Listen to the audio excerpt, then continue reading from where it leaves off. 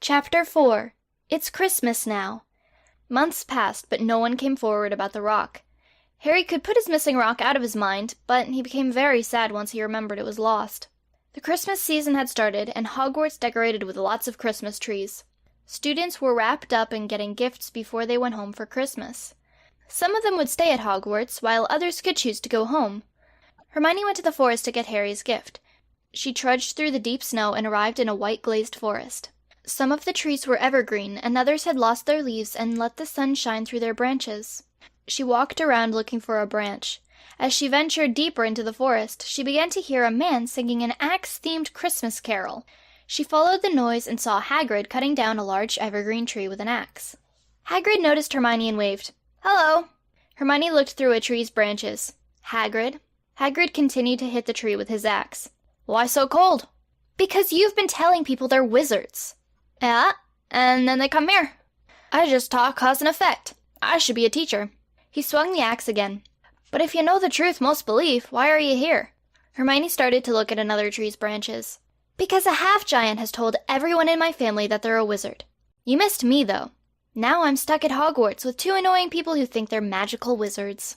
Some would say to make the best of the situation. Or you could find some other friends. Students in the biology program don't think they're wizards." "Yeah, but they're all in Slytherin." "So?" "I need some friends in Gryffindor." "Have you talked to every person in Gryffindor? You might find someone in the exact same boat as you." "It would take forever to find someone like that." "You like to complain a lot, don't you? If your friends are so annoying, then stop hanging around them." "I can't do that." "Sure you can. Unless you do want to be their friend." "I don't." She found a branch and broke it off the tree. She showed it to him. "This is the gift I'm getting for Harry. A tree branch. I'm going to tell him it's magic." "And he'll believe you. We both know he'll love that gift. You're getting a great gift for your friend. What are you getting for Ron?" "Sugar pills." "Ah, that's a great idea. Something he'll also love, though it's healthier than real drugs. You're a very good gift giver and you love your friends." "They're not my friends." "Fine, you can say that, but it all comes down to that day in the candy car." "How did you know about that?" Hermione asked. Hagrid said nothing and continued to hit the tree. "Why did you plan to steal that candy?" "I wanted candy," Hermione answered emptily. "That's not the reason, Hermione." "I thought you didn't know my name." Hagrid let out a hearty laugh. He gave the tree one more strong hit and it fell down. He dragged the tree away as a strong gust of wind filled the air with snow, making him impossible to see. The wind quickly calmed down and the snow disappeared, revealing that Hagrid had also vanished. Hermione stayed in the forest. She found another branch and started sanding Harry's gift. She sat on the new tree stump as she worked. She was making a nice design for the wand. She put a lot of work into her project. "I don't like Harry. Or Ron. They are not my friends." Her voice echoed through the cold winter air. When she finished the wand, she brought it back to the building and wrapped it.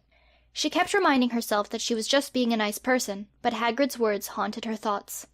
Harry, Ron, and Hermione ate dinner and began a conversation about who would be leaving Hogwarts for Christmas. Harry put his fork down to make his announcement. "I plan to return to my dear Muggle family this Christmas." Hermione cut her roast beef with a knife. "I'm not. My family keeps telling me to They talk to me like I'm a toddler. After every sentence, they tell me I'm not a wizard. For example, if they ask me what I wanted to eat, they'd say, 'What do you want to eat? You're not a wizard.'" Ron spoke with his mouth full of mashed potatoes. "My family is way worse. They're always telling me to stop doing drugs. It's so annoying." He swallowed his food and looked at Hermione. "Hey, I've got an idea. Will you go as my proxy?" "Sure, I'd love to have some sanity in my life." The train would be leaving tomorrow. A lot of gift exchanges were happening in the cafeteria. The three decided to go with the crowd. Harry put 2 gifts on the table. One was for Ron and the other was for Hermione. They each picked up their gift and unwrapped them. They both got a signed picture of Harry drawn in crayon. Hermione and Ron said nothing. "You're welcome! Lots of students would kill for these." Harry reached under the table again. "I also got you each one more thing, but I sincerely doubt you'll like them better." Ron picked up his second gift and unwrapped it. Inside was a box of black hair dye. Harry smiled from ear to ear. "Now you can stop being an evil demonic ginger." Ron laughed and thanked him. He had no plan to use the hair dye, but the gift was a moment of laughter. Hermione noticed the label of her second gift. It said, "To Mud." She unwrapped the gift and found a book. "So you think you're not a wizard," she read. Harry smiled. "You're going to be a great wizard, even if you are a mudblood." The book was useless to Hermione, but that's okay. Just like her gift to him, it's the thought that counts. Ron picked up 2 gifts and gave them to Hermione and Harry. Harry ripped the wrapping paper off his, opened the box, and picked up a bag of pills. Ron happily watched as Harry picked up the bag. "They're steroids! For Quidditch!" Harry thanked him, though he wouldn't be using them. Drugs are bad, and the goal is to make Ron see that too.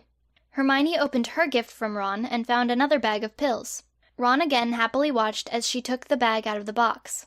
"Those are antidepressants! You're way too serious." There was something in Ron's voice that made him sound so innocent even though he was giving away illegal drugs. But it was very thoughtful of him. This would also fall under the category of it's the thought that counts. Hermione saw Ron and Harry's gazes move to her as they waited for their gifts. Hermione picked up 2 carefully wrapped gifts and distributed them to the correct person. Harry quickly unwrapped his and found a beautifully carved wand. I'm going to be the best wizard ever!" He ran around the table jumping while waving the wand. "This is the best gift I've ever gotten!" Hermione chuckled sheepishly. She had just given someone a twig for Christmas. Harry settled down and Ron opened his gift from Hermione. He found a bag with a powdery substance. "Drugs?" he gasped. "No one has ever gotten me drugs before, and in my favorite form, too!" Hermione had noticed Ron always had the types of drugs you could inhale. She crushed the sugar pills and put them in a bag. Dudley walked over to their table holding 2 plates that strongly resembled Mount Everest. "Hey, Harry. In my latest letter, I told my parents that you're here at Hogwarts." "Why would I care, dumb citizen?" "Oh, no reason." Harry was reminded of why he hates Dudley. "Don't you have food to eat, Dudley?" Dudley walked off, cackling. They continued to watch his stubby legs actively defy the laws of physics by supporting the rest of him as he moved. He dropped his plates on the table, mashed potatoes splattering a radius of 3 feet, and then shooing the occupants of the seats around him.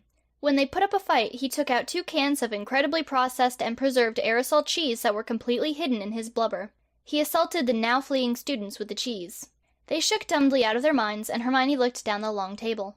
Why would they use long tables like these? If you're on one side, you'll have to walk all the way around to get to the other side. Harry looked at the tables. "I blame Moaning Joanne." "Me too," Ron agreed. The next day came, and Hermione was sitting in the common room. Ron met up with her and got her attention. "Shouldn't you be getting on the train soon?"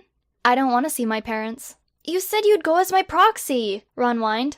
"I assumed you were joking. How would your parents react if I got off the train instead of you?" "They would be overjoyed." "Really?" "You obviously don't know my family. They would be happy to have you." "Okay."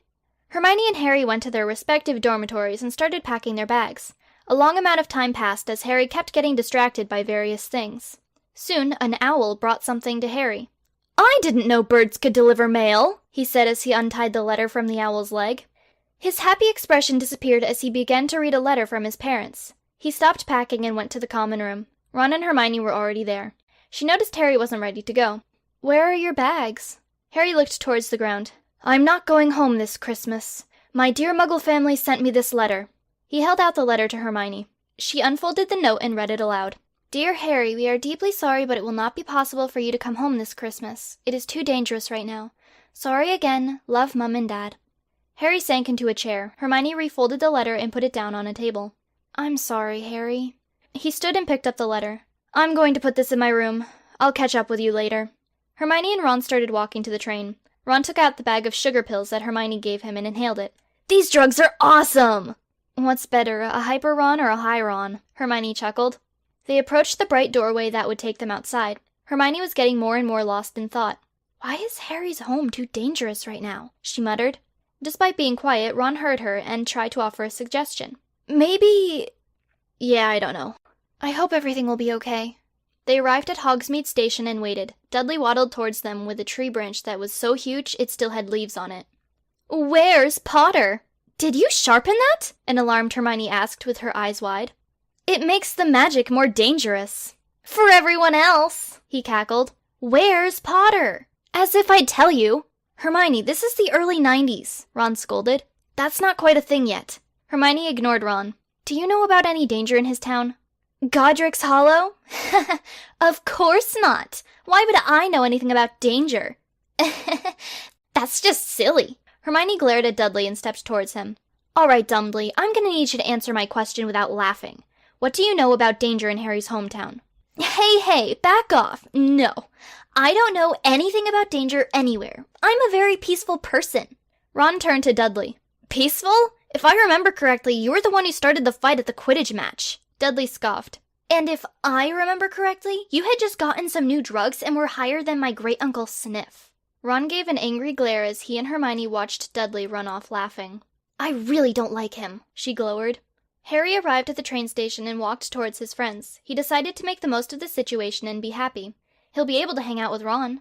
Hermione boarded the train and saw Ron and Harry wave as the train left the station. Soon Fred and George came to the train car she was in. Hermione turned to look at them. Looking for Ron? Yeah, we were wondering how he was going to try and get out of Christmas this year. But Mum told him if she didn't welcome home 4 students from Hogwarts, she'd drive to Scotland and pick him up herself, George said. Where is he? She should have been more specific to avoid loopholes. He sent me as his proxy. They gave her a confused look. Seriously? Fred asked. Nice, George admired. Yep. Another boy with red hair walked into the train car. Fred and George seemed to recognize him. Hey, Percy, George said. Percy walked over to the twins. I was looking for you. Where's Ron? Right here, Fred replied as he called attention to Hermione. It's true what they say about hair color. Once they change it, you hardly recognize them, George said. I'm Hermione Granger. I'm Ron's proxy. Percy blinked at her. That's a little weird, he said finally. The introductions were awkward, but they began to discuss Weasley's no-weases, their efforts to get Ron to stop doing drugs. It's my fault, Percy lamented. I got into Hogwarts, and then I got the first report card that school had ever seen. I got straight A's, even though we were never graded. We didn't help the problem, Fred sighed. We got into Hogwarts, too. I guess that was his breaking point. You can't be responsible for another person's actions, Hermione consoled. She then attempted to change the subject and lift their spirits. You guys think you're wizards, right? I guess, George replied. But it's not like we're ever taught magic. Percy stared at the ground. And it always reminds me of what I've done to Ron. It was going to be a long trip if she couldn't start a completely new conversation. The train stopped at King's Cross Station and the 4 got off. Mr. Weasley picked them up and brought them to the Weasley household. No questions arose about Hermione. He evidently didn't want to know why his son had been replaced by some girl he had never met before. As the Weasleys' old car pulled into the driveway, the door to the house flew open and showed a cheerful red-haired woman behind it. It must be Mrs. Weasley. From the outside of the house, Hermione could see the wear and tear. The paint on the siding was chipping, and the house looked almost crooked. They got out of the car and walked to the door. Welcome back! She glanced at the group and became more serious when she saw Hermione. Who are you? And where's Ron? George smirked. This is Ron. Say hello, Ron. Hi, I'm Ron, Hermione greeted. Tell me this is a joke, Mrs. Weasley breathed. Hermione laughed. I'm here as his proxy. At once, Mrs. Weasley understood. That boy is too smart for someone who has secret drug stashes at the courthouse. Quite a brilliant loophole, yes, Fred nodded. So, according to the contract you had him sign, you cannot drive to Scotland and get him. She makes 4 returned Hogwarts students. So proud. George grinned. We should be lawyers. Mr. Weasley joined the group at the door. Then you'd run the risk that your brother would drug you at his hearing. Don't remind me of that dreadful day. That's repeated at almost every trial, Mrs. Weasley said faintly. How would that be a risk? Fred snickered. Oh, Fred, Mrs. Weasley scolded. Could we go inside, Mum? Percy asked. It's December and this doorway is crowded. Mrs. Weasley promptly backed away from the door and invited everyone in. This is Hermione Granger, one of Ron's friends, Percy explained. Hermione could have objected to being called his friend, but since she's decided to vacation with his family, she thought it'd be better to just go with it. I'm sorry, dear. It's not your fault Ron is... Ron. It's nice to meet you, Hermione. I'm Molly Weasley. Hermione was so happy to be hearing her name be used this much. She had been called Mud countless times, and all the professors at Hogwarts called her Miss Granger, not to mention what her family has called her all her life. Mrs. Weasley gave a tour of the house and told Hermione where she'd be sleeping. It was a small house for the size of the family. Most had already gone to Hogwarts, and some had graduated. Hermione listened with a look of astonishment as Mrs. Weasley listed off her 7 children. Only one still lives at home and doesn't go to Hogwarts yet. Ginny Weasley is a year younger than Ron. Hermione couldn't help but wonder if Hagrid had told Ginny about wizardry yet. Is Ginny planning on going to Hogwarts? No, and hopefully she'll be smart enough to know she's not a wizard. Oh, I'm so sorry. You go to Hogwarts, which means... Don't worry, I know I'm not a wizard. I also hope Ginny doesn't start thinking about wizardry. My advice is to keep her away from half-giants, which is wizard for tall hobos. I'll be sure to do that, thank you. You really don't believe in wizardry? Nope, I never have. I also don't do drugs. Your parents must be so proud of you. Unfortunately, my parents aren't... well, good. That's why I'm here and not with them right now." "I'm so sorry to hear that. You're always welcome here." Hermione smiled and thanked her. She finally had a family, a good family, a nice, sane, kind, and loving family. Dinner time came and the family sat down to eat. The brown wooden table was very long and it barely fit in the kitchen. Mr. Weasley sat at one end of the table and Mrs. Weasley sat on the other. Fred, George, and Percy shared one side of the table, while Hermione and Ginny shared the other side. Even though they didn't know much about Hermione, they accepted her into their home. Each family member cared about her thoughts and feelings. Hermione made sure to return the kindness as she listened to everyone as they talked. She didn't feel like an outsider. She felt like she belonged.